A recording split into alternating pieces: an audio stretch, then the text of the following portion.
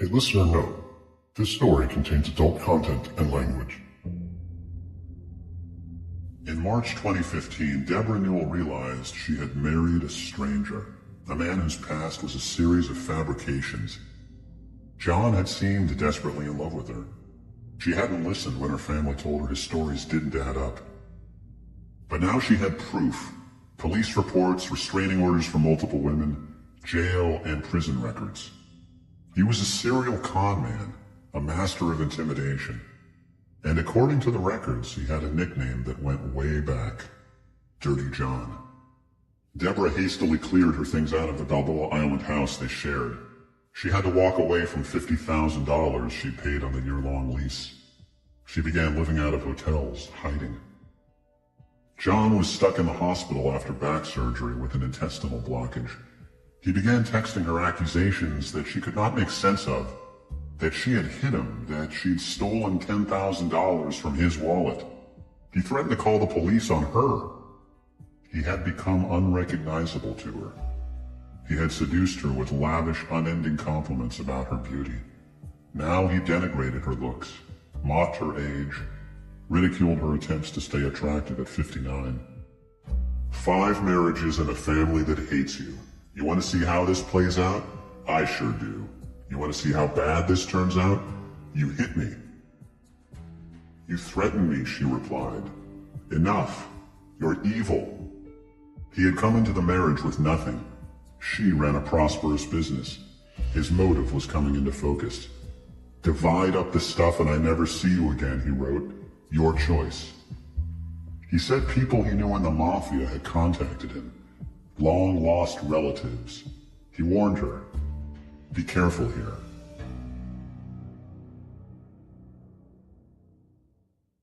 Hi, it's Christopher Goffard. If you'd like to support more signature journalism like this, you can join us by subscribing to the LA Times. Our mission is to uncover the truth every day, and we invite you to be part of it at latimes.com/join. That's latimes.com/join. From the Los Angeles Times and Wondery, this is Dirty John. I'm Christopher Goffard.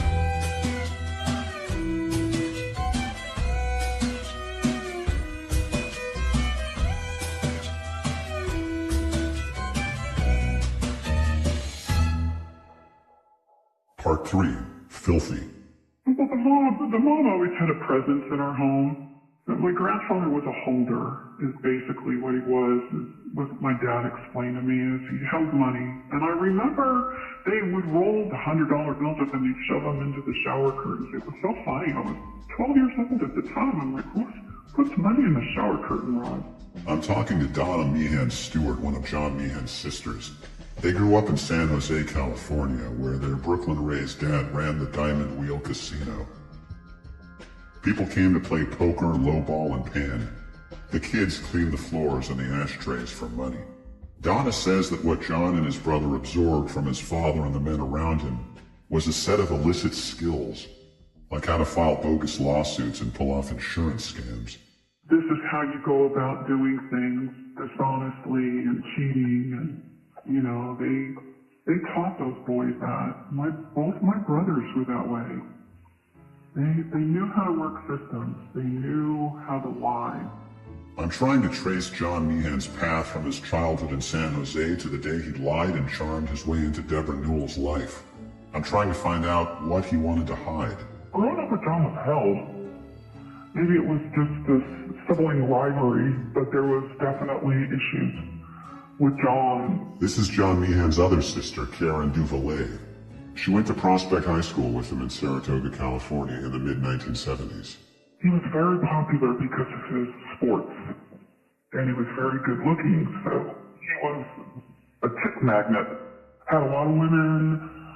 He had, a lot of charisma. He learned at a very young age how to work it. From as far back as I can remember, he was a straight A student.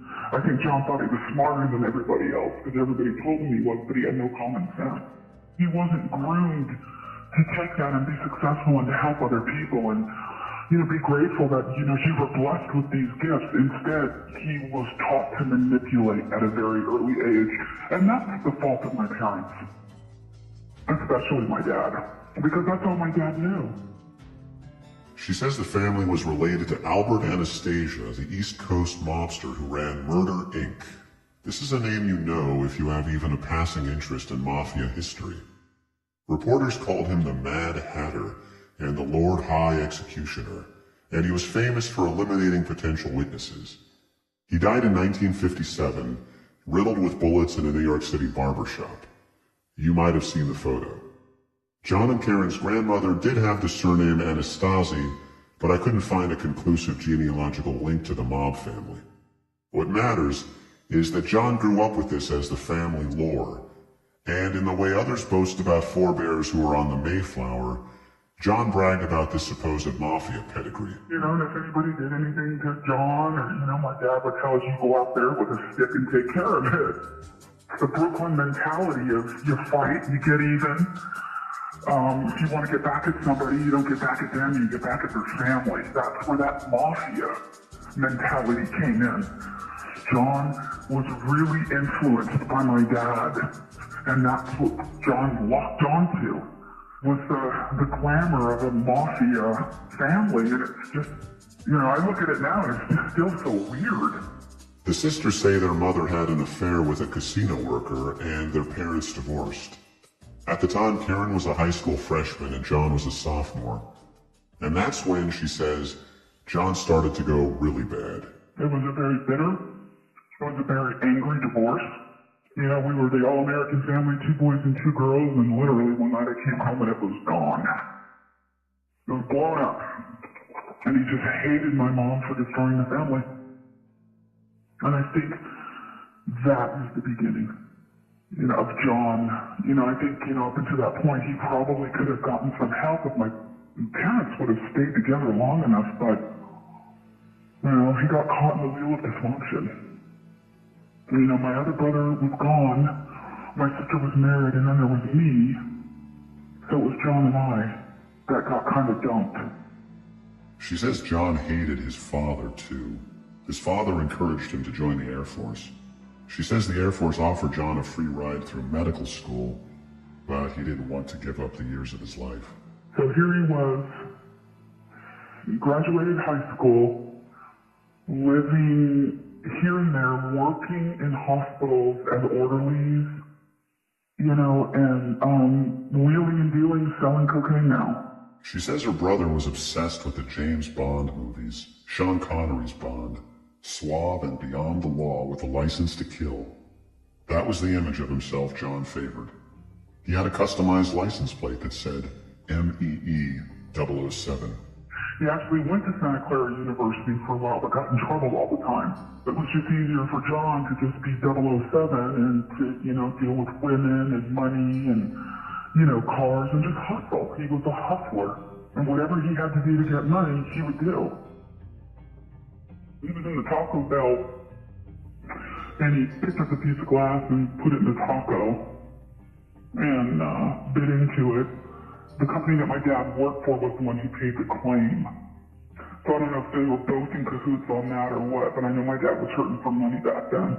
She tells me another story about a time John jumped in front of a Corvette and accused the driver of hitting him. It busted his leg pretty good, but, my dad was behind that one and got John a grip of cash, a settlement. The sisters tell me that John got busted for drug dealing, that he testified against a friend in exchange for leniency, and that as part of the deal he had to leave California.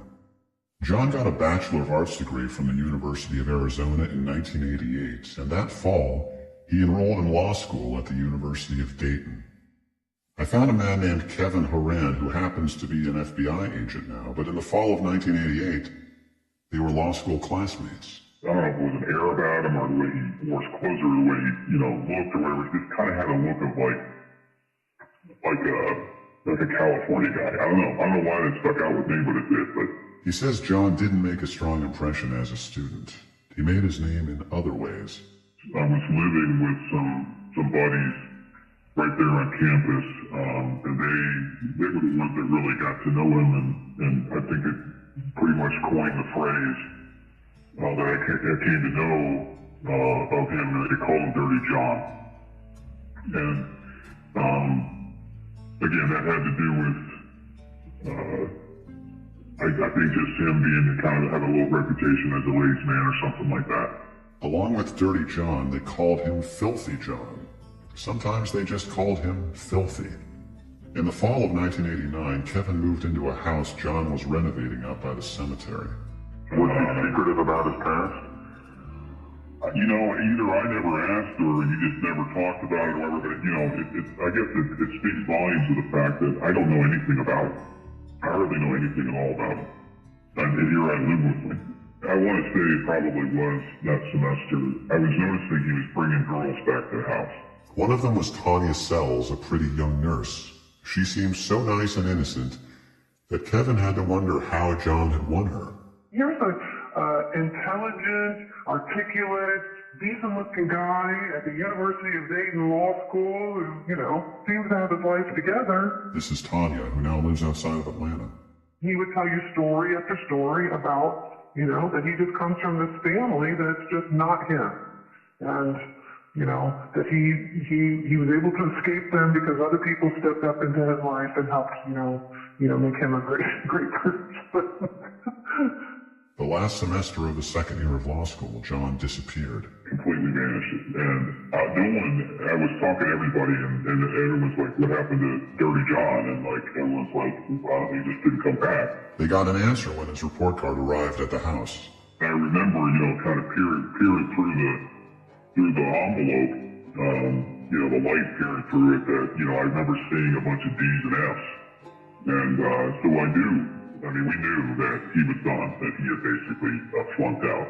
Kevin says John's mail kept arriving at the house, boxes of CDs, credit cards, and fictitious names. It was clear that John had been running scams. Kevin says John also took money from an older woman for a roofing job he never completed. I found another law school classmate of John's, Lance Gildner, who says John seemed proud of the credit card swindle, not sheepish about it at all.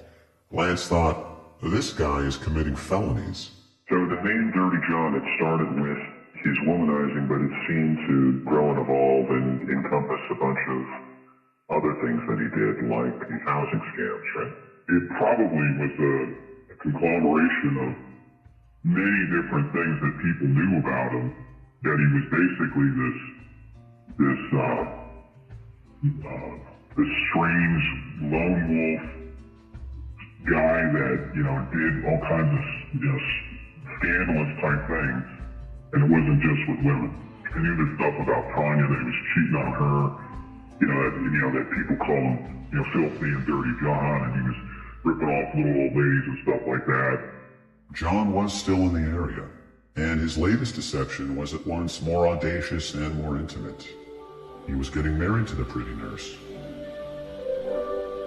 It's November 10, 1990 at St. Joseph Catholic Church in Dayton, Ohio.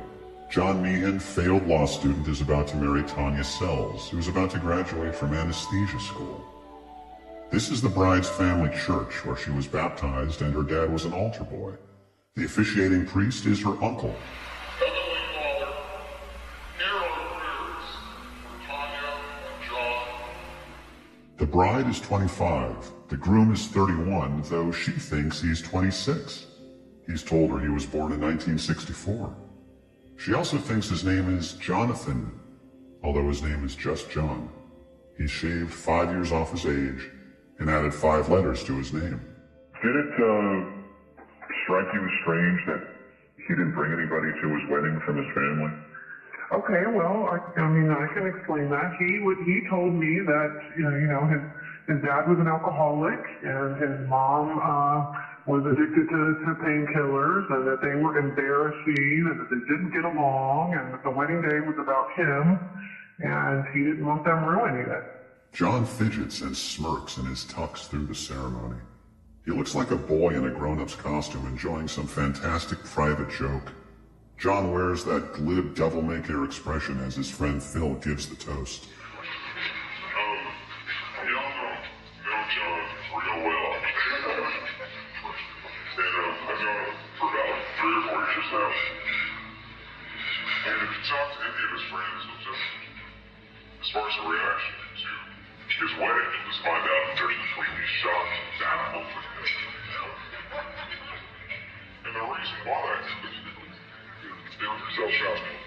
And the reason why, and I think one of the reasons John and I hit it off real well, we're starting to become friends, is we're a little bit skeptical, you know, to see John really be in love is an inspiring thing for me. And I'm sure for his friends too. And so John, I wish you the best of everything and that you look happily around. Phil might be describing a guy he's just met for all we learn about him. I tracked down another of John's groomsmen and he tells me how strange the wedding felt. A Don Draper wedding, he calls it. A reference to the John Hamm character on Mad Men who's living under a fake name with a fabricated past. John, how do you feel this evening? I'm fine. I'm doing good, thanks, Phil. Thank you very much. I appreciate the toast. You did a damn good job. I appreciate everybody being here, except Liam. Thank you. And so, what do you got planned for the rest of the evening? Rest of the evening, drink, frivolity, fun, plundering villages near and far. Sounds good. Was the first job on 2.5 years ago? Do you remember any particular anecdotes that happened that really comes to mind? What are the anecdotes? No, we'll try somebody else. There's a blank space where the story should be, and the stories his buddies do have aren't repeatable. Let me start by saying this. John Behan's nickname is Filthy John Behan. Why? It's why. It's Prince why. Maybe we can first read it. That's maybe that's why. Yes, I do, but it cannot be divulged on camera. After the wedding, watching this video, Tanya is surprised to learn that this is the nickname of the man to whom she has just pledged her life. Tanya asks him about it. Then he laughs it off. It's nothing.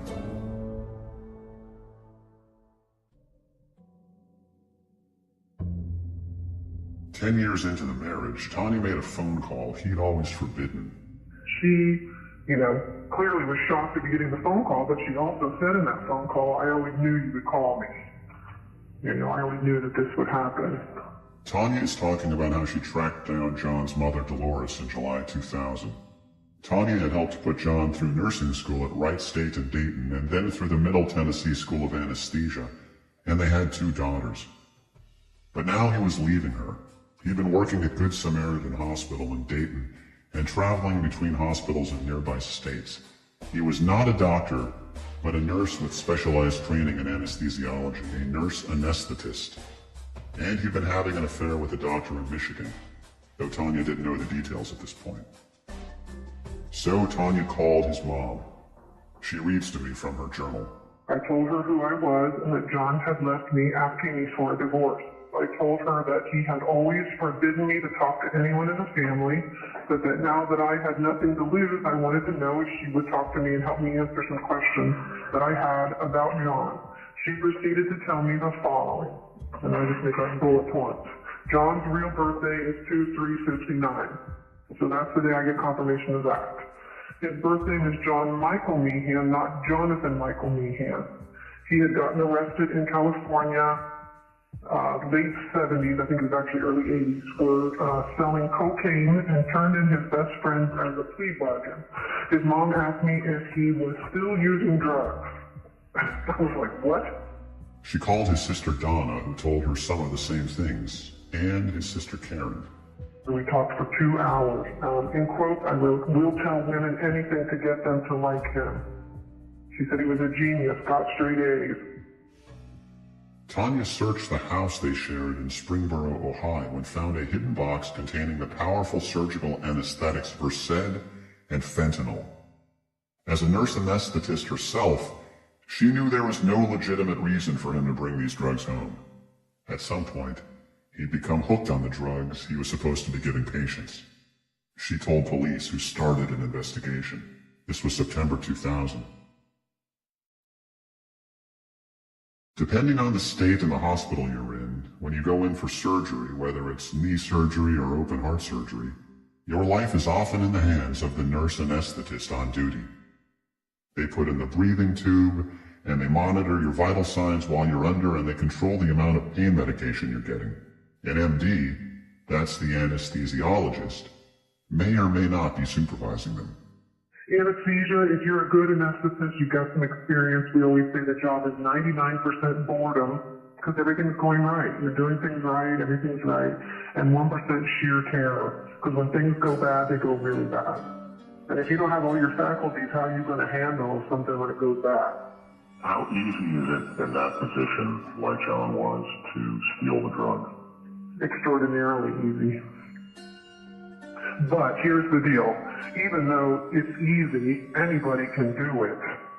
Once you start using it, it's not so easy anymore because you need more and more and more and more, and you get sloppy and sloppy and sloppy. At worst, anesthetists who are stealing drugs and injecting them can miss something vital and kill a patient. More commonly, they leave a patient in excruciating pain. It looks like the anesthetist gave the right amount of medicine, and the patient wakes up in hurting and in terrible pain, and their blood pressure's high, and their heart rate is high, and then that's usually how the anesthetist starts getting looked at. Then they have a series of patients who are coming out that seem like they should be comfortable, and they're not.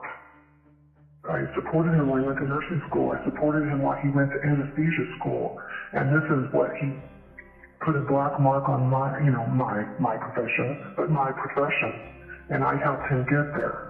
I had guilt about that.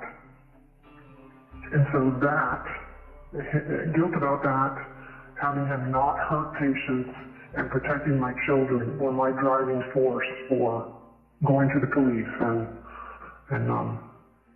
doing what I did to make sure that he was stopped. John's career was unraveling. He lost his job at the Ohio and Michigan hospitals where he'd been working and tried to start over in Warsaw, Indiana. Tanya's friends notified the nursing board there. I don't know any of those details, but he was asked to get treatment. But he accused me of being the one to call the Indiana board to report him, which I had not. And he was threatening me with these phone calls because he thought that I was, ruining his life, his career. Police told her to get the threats on tape. She plays them for me. Let me ask you a question. Can you answer me a question honestly? I'm the most honest person that you know. Who called to get you to state board of nursing? Why am I going to tell you that? John, I'm not going to tell you who called. Why would I do that? You're the most vindictive person I know. I don't intend Any of the things you've done haven't hurt me and you haven't done it purposely to hurt me. No. What were you doing it for, the kid? No, to protect my children. No, that's a whole different story. But I spoke to my mom in great language. She's never going to talk to you again. I don't, John, why do you think that bothers me? Because we had a good long talk. All this stuff you've been telling me, that's been a bunch of lies. The fact that me getting any half of your retirement isn't bothering you. You spoke to her in great length about how it bothers you. I think it's wrong. But if you can sleep taking it and you can live with that, then go ahead. That's what I've told you from the very beginning. Well, You know that it's wrong. You know that it's wrong. No, it's not wrong. In your heart, you know that it's wrong. No, I know that. And that's why from the very beginning you were going to let me keep it. Yeah, but you just done things the way I asked you to, but no, you wanted to cause all this trouble. I'm not trying to cause trouble. I'm trying to find out the truth so I can protect my children. Your family... The children are the last. Your family... Yes, They are. your family told me some very horrible things about the person that you really are. Call my mom now and let's see how honest and upfront these horrible things were. None of them were true. None of you, so your mom, your sisters, they all told... Go ahead and call her now. Well, if you threatened her and made her feel bad for telling me, then of course you're going to tell My mom, God. Amid the acrimony, they arrange for John to pick up the kids for a visitation. What compounds the awkwardness is that he's been living at Good Samaritan Hospital. I'll pick them up at 10 o'clock. Okay, but I have a question. What about Abby's nap? Do you want to bring her back after a couple hours and then just go out with Em so that she can sleep? You're not going to have any place to lay her down. Yeah, I'll talk. Who am I picking her up from? My house. I don't work Sundays anymore. Okay, and don't forget like a diaper bag and stuff. Okay. John's anger escalates, and so do his threats. Tanya plays me more calls. Well, what the hell, you just get rid of my last name. I can't stand you using it. And one other thing, I have it on excellent authority. You're the one who's been making the phone call. This is not really well.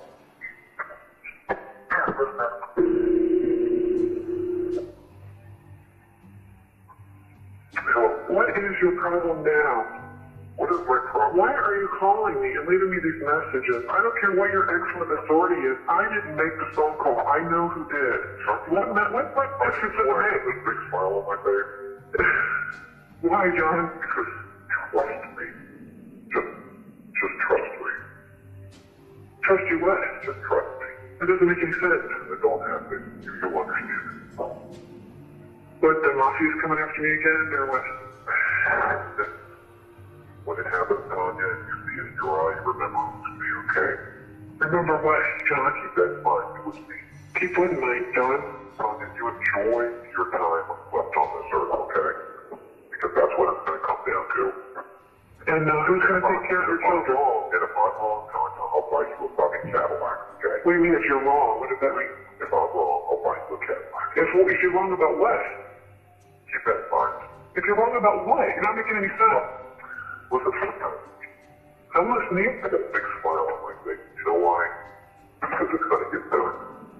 What's going to get done? You're not making any sense. Well, you don't have it. You will understand when the time comes. And that's all I got to say. Yeah, and who's going to take care of your children? I'll take care of it. Right. I'll be you good having a big fucking Cougar Lever with a 22-year-old when it happens. That's right. Keep that in mind. I swear to fucking God, that there's one thing that happens on this earth, it's going to be you. She thinks her crime, as he saw it, was in calling his mom. It was unforgivable to pierce the veil of his past. I mean, that's a big deal to join me in. You don't want people sharing information about him behind his back. Because that ruins everything. That ruins his story. Because none of it's true, None of what he says is true.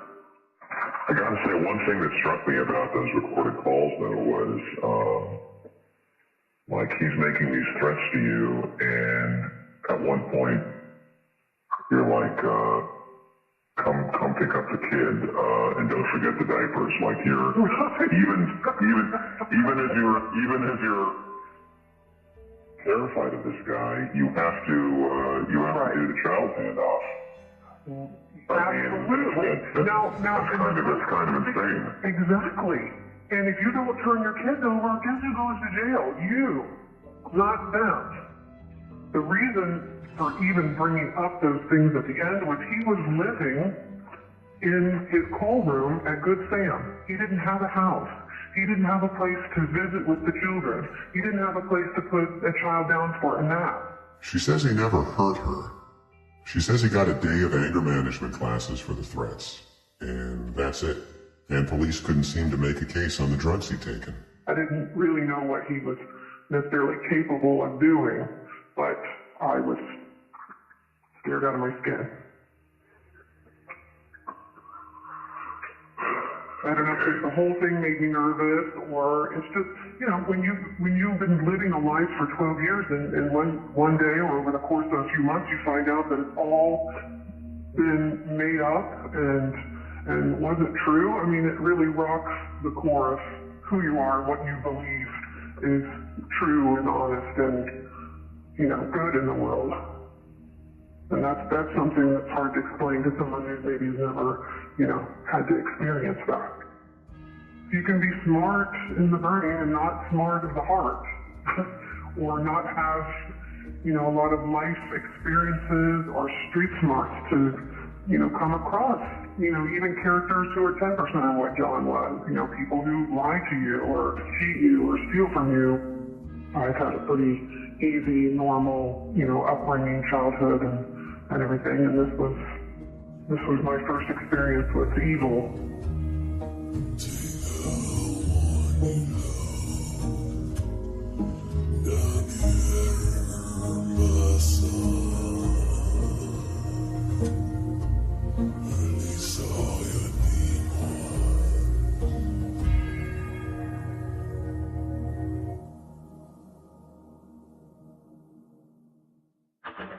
Are you hiring? Find your dream candidate with these tips from ZipRecruiter and Dirty John. Tip: use your job post to reflect your company's culture. Think about the type of candidate you're trying to attract and what they would respond to. For example, if it's a creative position, the job post can be written creatively. Once your job post is in good shape, then you can use ZipRecruiter to post to over 100 top job boards with one click. Their smart technology notifies qualified candidates to apply within minutes of posting. In fact, 80% of employers who post a job on ZipRecruiter get a quality candidate through the site in just one day. Try ZipRecruiter for free by visiting ZipRecruiter.com/DirtyJohn. Again, that's ZipRecruiter.com/DirtyJohn. This has been a tip for finding your dream candidate from Dirty John and ZipRecruiter, the smartest way to hire. Well, the incident was reported to a police agency on September 25th, 2000, okay? And he reported to the police agency when the wife had discovered the drugs. Dennis Lucan is a retired investigator on the Drug Task Force of the Warren County Sheriff's Office in Ohio. Of all the criminals Lucan studied, hunted, and arrested during a 4-decade career in law enforcement, John Meehan would come to occupy a singular place in his memory. He came to see him as a devil-tongued flim-flam artist with the cold intelligence of a spy, a void where his soul should have been, and a desperate drug addiction that he would marshal his dark talents to feed. Lucan took over the case in January 2002. He says he found emails showing John had sent drugs to his brother Daniel, who died of an overdose in Santa Cruz County in September 2000 at age 44. He couldn't make a case on that one, but he did manage to charge him with theft of surgical drugs. What about this case fascinates you so much, to the point where you've paid attention to developments in this guy's life long after your involvement in the Ohio case ended? Well, the thing is, it was so intriguing at the time when I began conducting it, and as luck would have it, I got some breaks early on that I was able to confront John and charge him with one count of theft, and finding out about the emails to his brother where he was shipping drugs to him, just the most devious person I've ever met. And so we're going to say a lot for a career cop. Yeah, it is. You know, after a total of 40 years, I can say he's the most devious, dangerous, deceptive person. And there are so many things that John has probably done that we will never, ever, ever know. It's just the fact that in talking with so many individuals, like I say, telling me about him having a gun in the operating room, having him withdraw Demerol, stoop down, and then come back up and never see it administered to the patient, as I read in one of the reports. Meehan pleaded guilty in 2002 to felony drug theft, and Lucan saw to it that he had his license yanked in Ohio, Kentucky, Indiana, and Michigan. Meehan did not show up for his sentencing, and in June he was found at a Comfort Inn in Saginaw, Michigan. He was in a semi-conscious state surrounded by syringes and drug vials from another stolen anesthesia kit. They loaded him into the ambulance. En route to the hospital, he grabbed the drugs and jumped out of the ambulance. He ran into a JCPenney, climbed an elevator shaft, and scuffled with the cop who was trying to catch him. John spent 17 months in prison, and Lucan thought maybe the case was closed. But as the years passed, he would hear of a seemingly endless list of women he had scammed or was trying to scam. And so, at that point in time, I knew this case was going to go on until either somebody killed him or he killed somebody. When John got out of prison in 2004, his sister Donna tried hard to help him. She says he was ordered into a drug treatment program in Ohio. She covered his overdue child support. She got his car out of impound and his house out of foreclosure, landscaped it, got it move-in ready for him. This is on Lakewood Drive in Hamilton, Ohio. She gave him a credit card, too. His divorce was final, and he was going to learn to be a father again with supervised visitation of his kids. I mean, there was nothing he would have he would have had to do except to be a better person and go get help. And he had medical insurance and dental insurance. And to take this time, and if you're really sorry for everything you did and you want to be a better person, there would have been no excuse. Money, nothing. She was heading to the door about to catch her flight home to California when she looked over her shoulder. I said, I'm leaving now. And his back was towards me, and his laptop computer was open, and I saw Match.com. And I knew, oh my God, is this what we're going to do? Your first night home? Is this it? Match? Really? Oh. What signal did that send you? Women. What was important to him was getting a date. Right away. Women. How did you've been a person in that. How do you know about Match.com? And the reason I mention that is because that was his vehicle for picking all of his victims, these dating sites.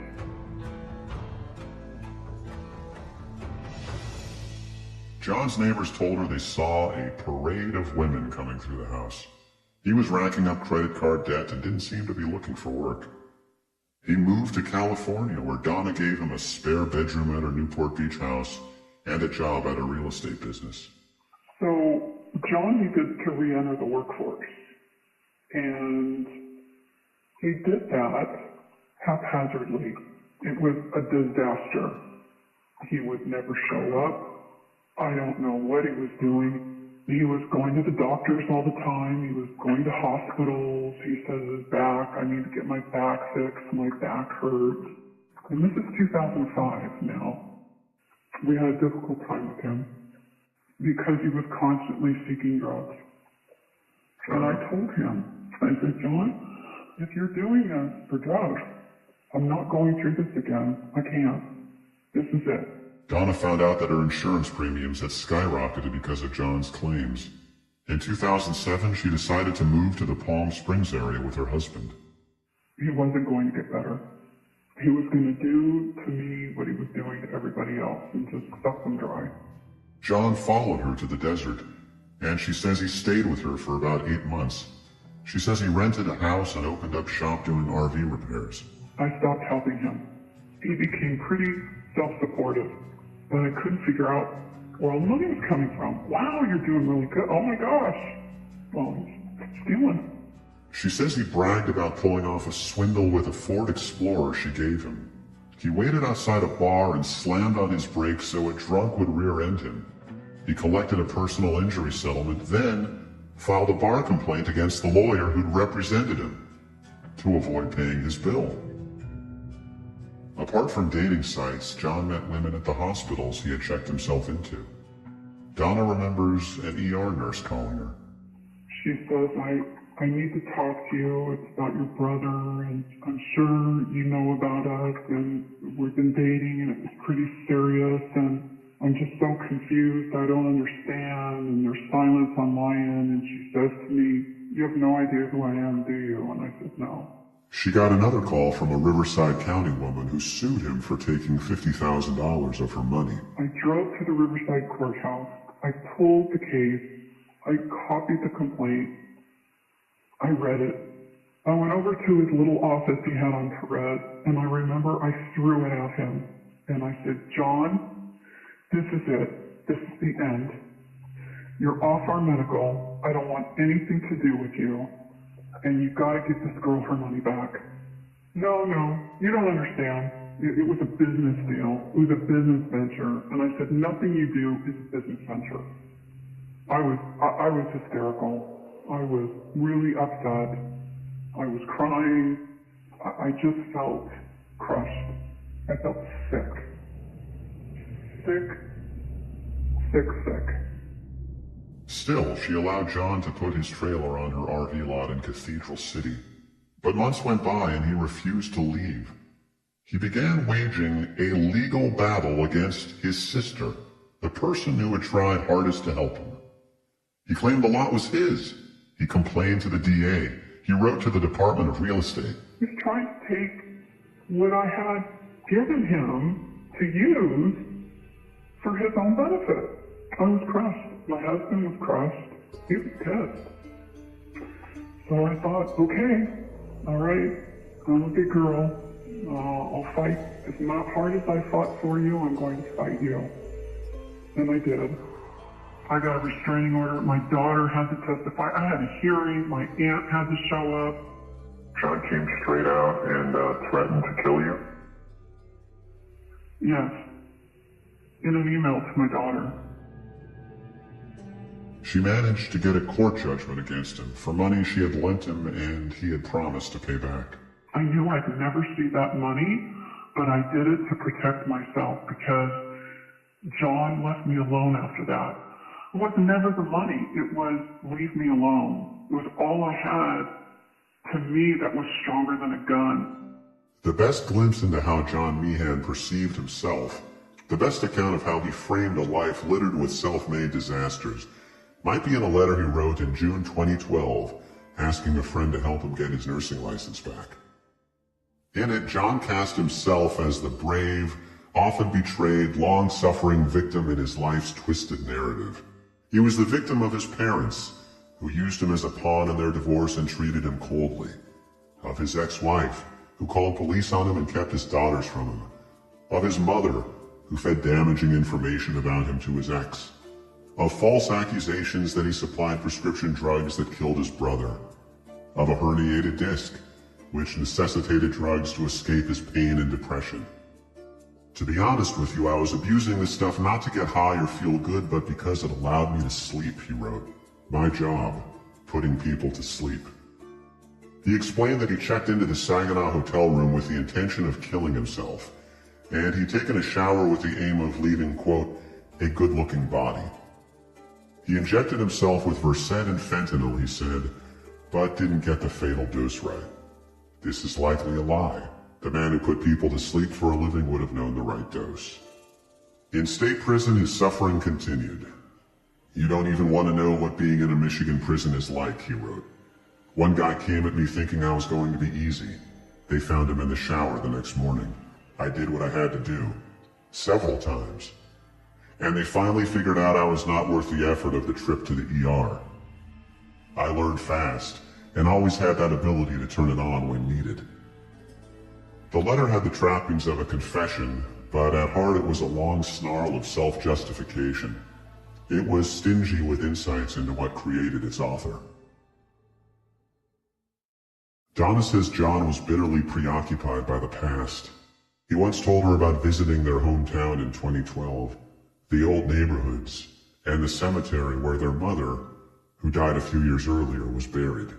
And I said, did you go to Mom's grave? And he said, yes, I sure did. And I pissed on it, and it made me feel really good. And I said, John, that's sick. And he laughed. I don't believe he did. So that's a pretty intense level of hatred that he had for her. He did. He did. But didn't he do that with every woman in his life? Basically. You know? You can look at the behavior, because I only know the ones I know. I don't know the ones I don't know. She says John hated his father intensely too, and that when their father was dying of cancer in Southern California in 1997 in a hospice bed, John came to visit. Donna says her dad had a little time left, and she'd been keeping watch by his bedside. But when John arrived and she left to take a shower, John was left alone with him briefly. And when she returned, her dad was dead. She has never been able to shake the feeling that John had something to do with it. Is there any way to prove that he injected your father as he was dying with morphine or some kind of opioid that would have killed him? Like, your father was cremated, so there's no way to know? No, and he took the ashes and he said that he spread them out over the bridge, but none of us ever knew. And so you literally just left your father's bedside for 5 minutes? And John was alone with them for 5 minutes, and that was it. Yep. And my sister's the one that talked to the doctor. She called the oncologist. Someone gave them too much morphine or something. My brother wanted any money that was due him, and my dad's death was, his illness was taking any longer than it was supposed to be. Just be over it. I want to go. I don't want to be here. You know, hated my dad.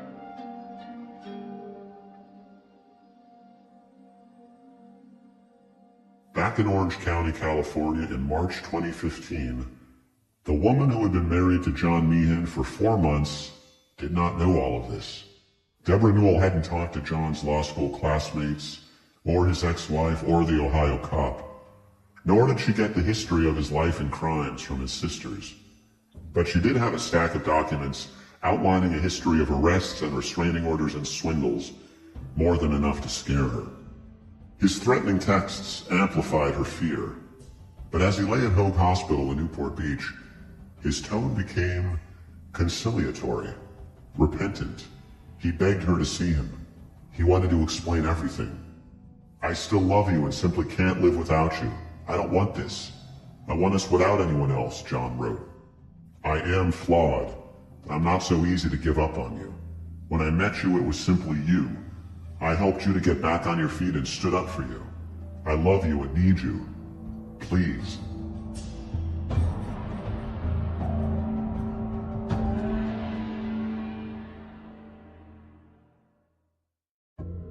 On the next episode of Dirty John. He found me any way possible. He would text me. I blocked him from his cell phone. I blocked him from my aunt's cell phone. I blocked my aunt's cell phone. I blocked him from email. I blocked my aunt's email. I blocked Facebook. I got off Facebook. I got off Instagram. I got off every social media possible. He still found me. Dirty John is reported and written by me, your host, Christopher Goffard, for the Los Angeles Times. Karen Lowe is our producer and editor. Audio design by Jeff Schmidt. Executive producers Jeffrey Glazer and Hernan Lopez for Wondery. During this production, our LA Times team has included Shelby Grad, Steve Clow, Robert Meeks, and Devon Maharaj. You can read the story at latimes.com. We're putting up installments as these episodes air. And check the website for photos of this story. We'd also love to learn more about you. Please go to Wondery.com/survey.